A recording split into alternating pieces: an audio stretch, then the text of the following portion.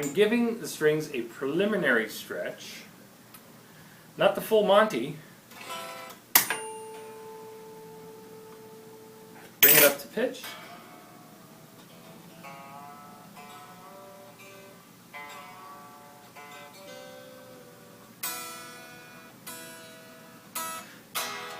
Doesn't have to be, oh man, that's already better.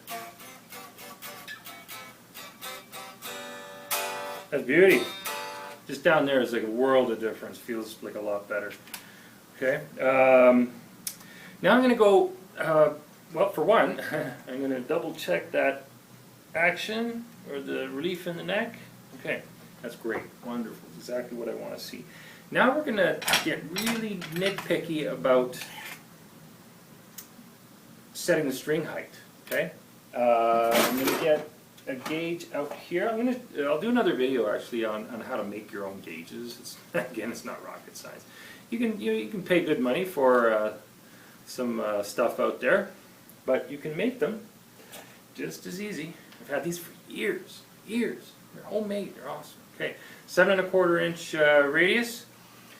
That's the piece of cardboard. Anyway, that's a nice round radius on the top, and notice on the bottom I've got notches there. Okay, that's for measuring, etc. Okay, get around the strings.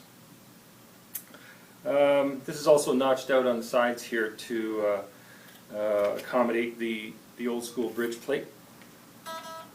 So I know where hot spots live on instruments in general, as physics and whatnot, gauge of string, general tension with guitars and whatnot.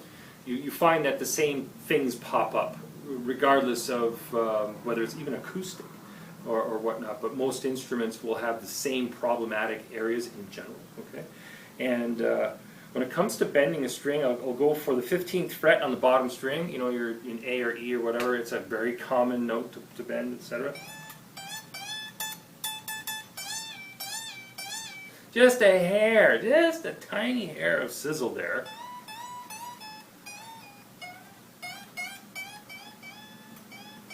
That's pretty good. That's right off the bat.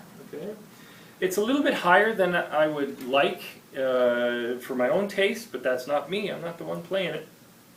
All right, I'm accommodating the instrument. I'm doing whatever the instrument will let me get away with, and that is slightly.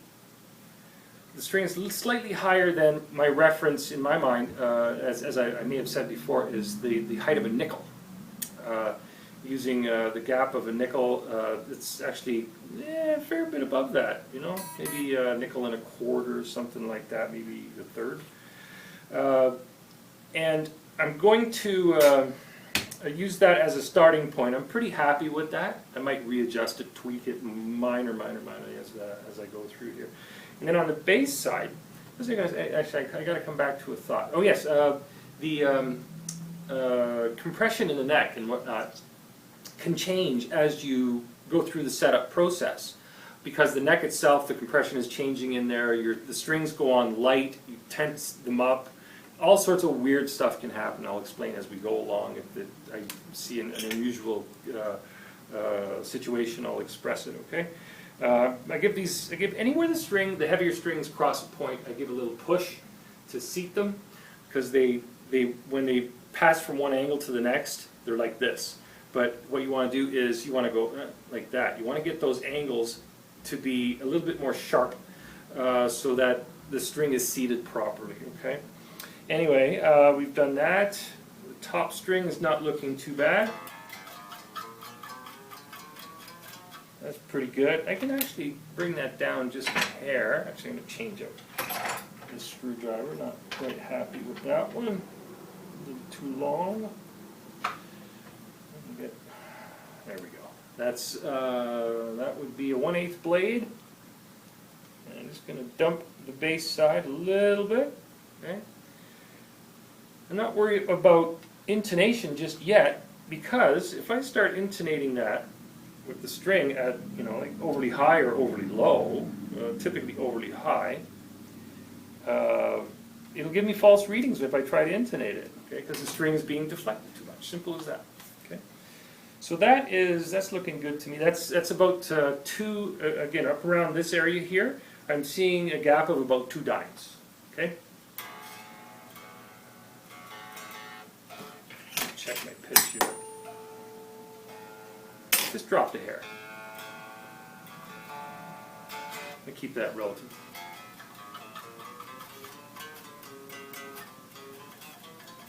With good technique, this is just dandy. That's sweet, right where that's sitting right there. So I've got my first string set. I've got my sixth string set. All I got to do is fill the gaps. Okay. So I'll keep this close to the end here. Give that a little brush. Fourth string is good. Fifth string's got to come up. That's not what I want.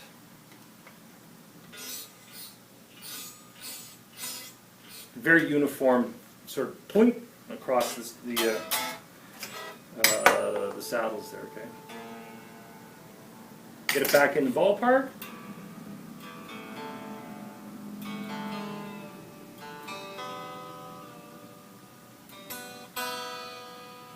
Okay.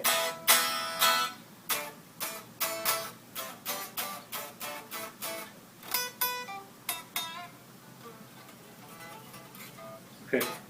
That's not feeling too bad at all. Not too bad at all.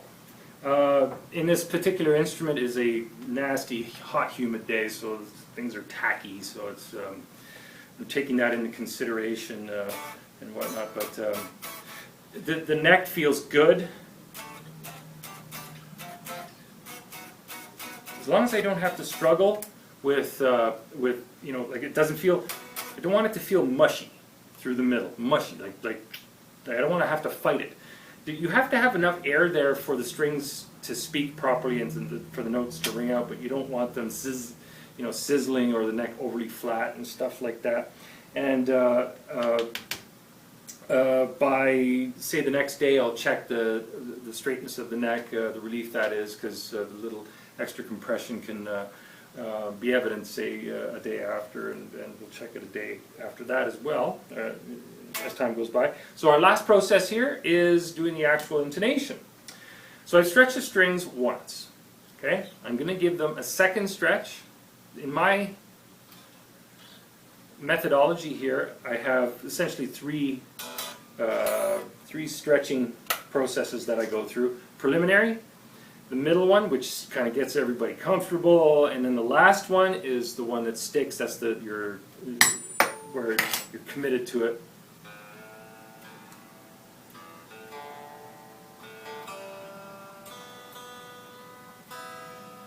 I can't stress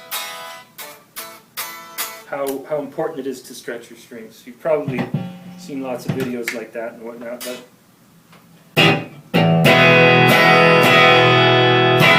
okay, beauty.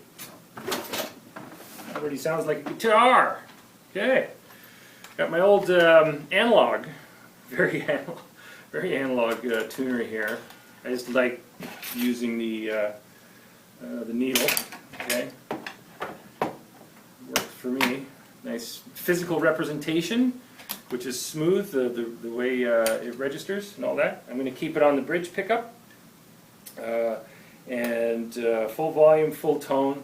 If I have any issues, then I'll dial back the tone or something to accommodate it. I'm going to use the fifth string, 5th fret, that's a D, and I'm going to use a harmonic, 5th string, 17th fret, which is a D. Okay, I'm going to have a visual of that.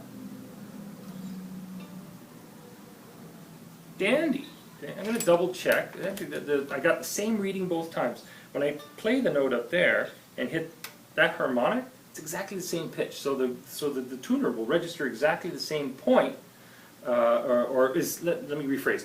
The tuner is hearing essentially exactly the same sound. So if there's any discrepancy as to where it lands, there's your meter. Okay.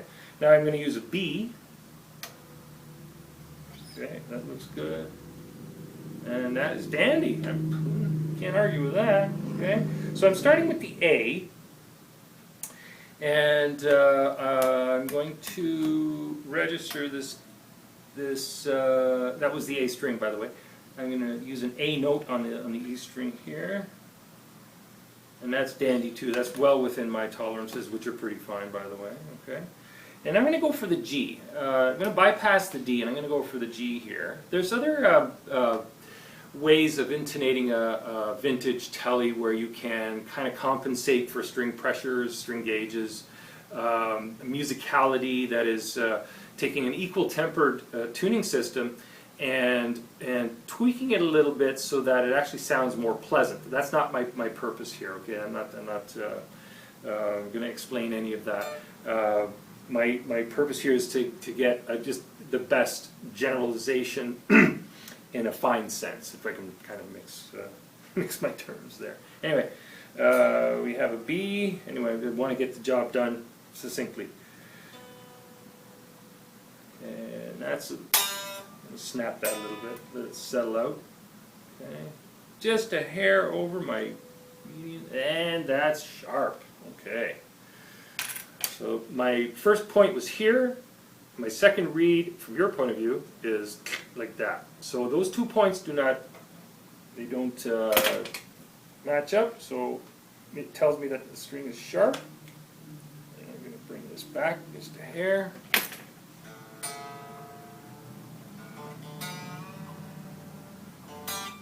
And I'm going to try that G, or the G string. I'm going to use a B note as a reference.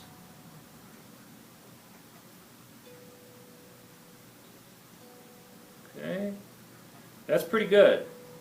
Still a little bit on the sharp side, but I'm going to see what the D says. The D string, that is. And that's good there. And okay, and that one's sharp as well. So notice I dumped the strings a little bit because as I pull this saddle back, it will increase the pressure.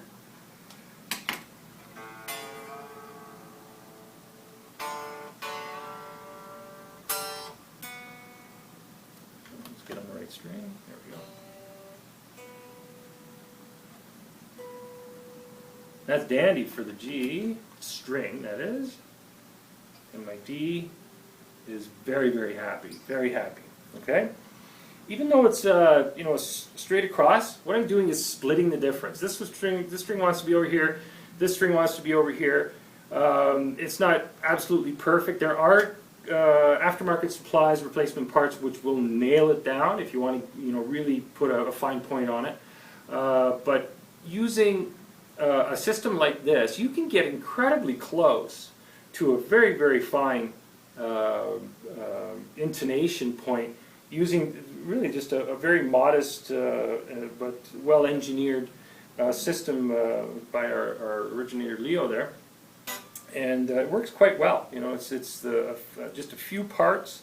As long as they're well machined and whatnot, we don't have any major issues. But if you want to really, go the distance, you can spend the extra money and get those things, the replacement saddles and whatnot. They're all various concoctions of alloys, steels, aluminum, brass, different types of brass or alloys, if you would.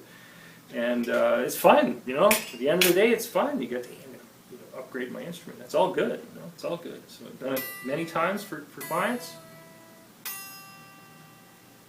Okay, and that's wicked sharp.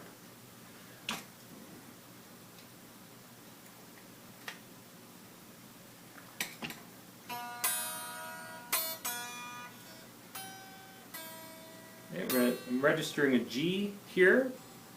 G is a very, very common note around the instrument, as well as A and many other notes, but I like to use a G as a starting point, just the way it sits within the neck on the first string. Okay. And my points are pretty good. That's looking really good. Okay. I'm going to look at my D on the second string, so it's 3rd fret.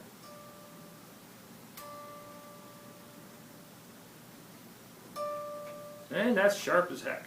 Okay, so we're going to just torque that up a little bit more. One good turn.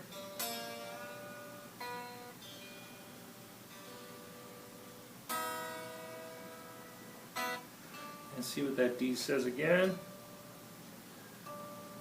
That's pretty good. That's looking good. And the G, flat. G is peachy. Just like that. Split the difference, everybody's happy. Okay? So, to say review of that a little bit, okay? The important stuff I want you to remember here is the initial stretch and then a secondary stretch, not the final stretch, okay? Intonating with the second stretch is good. If you had to make another adjustment and the strings are fully stretched out, you could wind up, you know, like deteriorating your brand new strings a little bit to a point where it's just not fun. Trying to intonate with fresh strings that are not stretched out at all will give you a host of problems and misreads. Don't do that. Make sure you got at least one stretch out of them so that they're getting towards their tensile limit, okay? Okay, so I'm going to, okay, we're intonated here, the height has been done, the action, the radius, all that good stuff. The neck is in a great relief spot. The nut has been done. I'm going to get those last two bolts installed and get the pick guard back on, and we'll take it for a test ride. But first I'll say thanks a bunch. I'll be right back. I just gotta, you know, take care of some housekeeping on the instrument. I don't want to bore you with all that kind of stuff. And see you in a bit.